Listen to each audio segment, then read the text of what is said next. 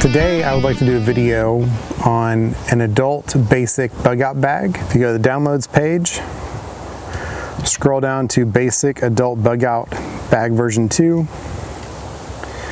And then on here is a one sheet list for an adult bug out bag. The reason I made this list was I have always tried to make the most comprehensive bag that you can take in an emergency, whether you're evacuating in short notice or whether you have time and you know a hurricane's coming, you can get out of the area.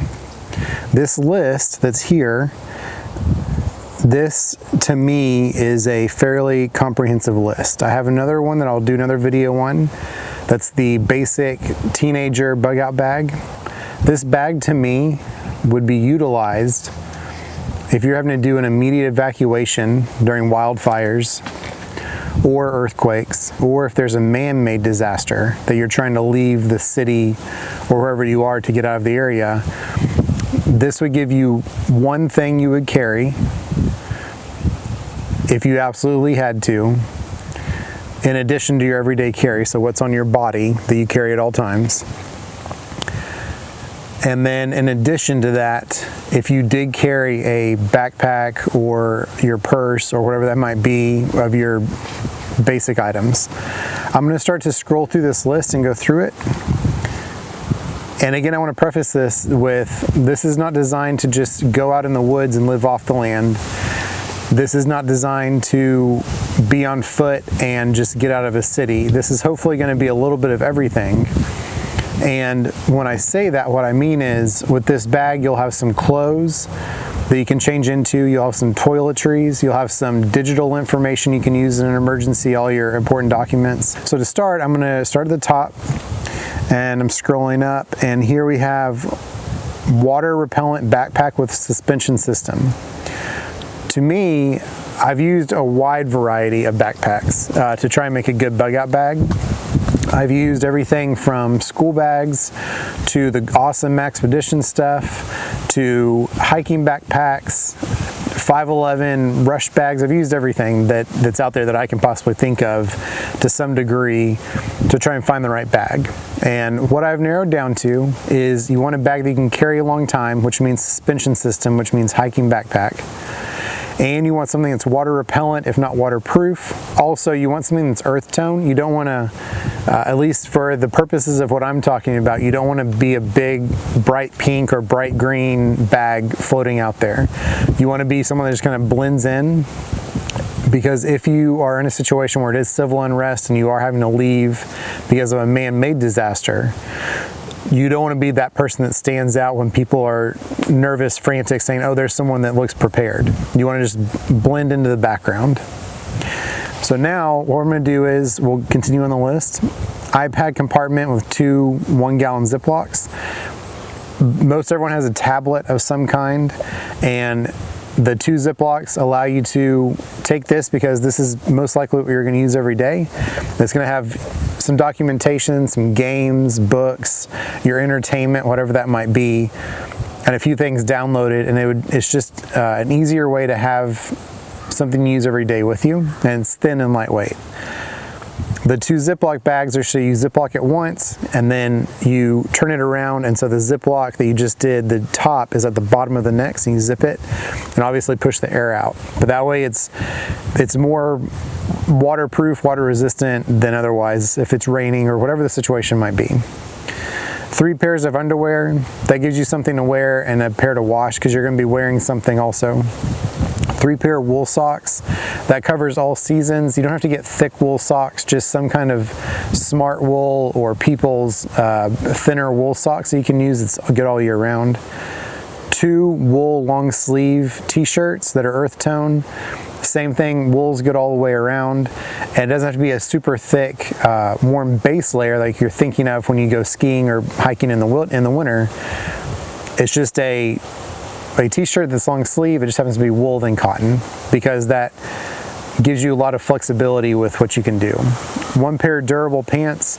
I have really liked these Carhartt pants that I've been wearing. They're thinner, they're not the typical thick canvas, and they're great. So to me, that's on the list. 1 lightweight rain jacket. That you want that because it would most likely pack down really easy. And you also want something that's going to be waterproof and not just a windbreaker. So that's something to keep in mind, because you can find a cheap rain jacket on Amazon and it might work. After a couple of minutes, that water's going to start seeping through, or your sweat on the inside is going to build up so much so you're just going to be wet on the inside and there's no point in wearing the jacket. So make sure it's breathable. One Tilley hat, that's a full brim hat. They float, they are very lightweight, they keep their shape. They're good in the sun, good in the rain. They're just a really good hat to have. A windproof beanie, because it's an easy way to put on your head, stay warm, be able to layer up. One pair of leather work gloves, one pair of sunglasses with a lanyard. That way you can take them on and put them off easily. And you don't have to worry about losing them, because if these are all your possessions, you want to make sure you can at least keep stuff pretty locked down to you. 3 MREs that you like to eat. An Apricorn thumb drive, again double ziplocked. An Apricorn thumb drive is the encrypted thumb drive with a keypad on it. $500 in cash, small bills, same thing, double ziplocked. 2 Nalgene's with filtered water that you have pre-filled at your house that just stay in there, and then every once in a while you just empty them out and fill them back up, dishwasher, whatever you want to do. MSR Miniworks, 28 Katadyn tablets. That would give you, for those 2 Nalgene's, that would give you basically 4 Nalgene's a day of water for 7 days. Because you don't have to be out in the wilderness. It definitely works for the wilderness. That MSR Miniworks and Katadyn tablets are phenomenal. You'll have great water. But if you're in a major disaster, you also want to be able to get water anywhere you can. And that setup with those 2 things will most likely get you drinkable water anywhere. 1 large travel pack of non-alcohol wet wipes, Gerber fixed blade knife, 100 feet of 550 cord, a paracord keeper with a lighter. I've done a video on that. Basically you wrap your paracord around it and there's a razor blade on it so you can cut it, and there's a little spot for one of those mini Bic lighters that just pops in, and so all your paracord is kept there in one good spot. A roll of duct tape, because you always need duct tape.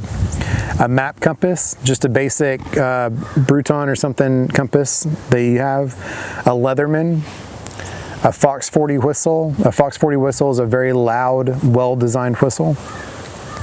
A Goal Zero Sherpa 100. USB cables for all possible items.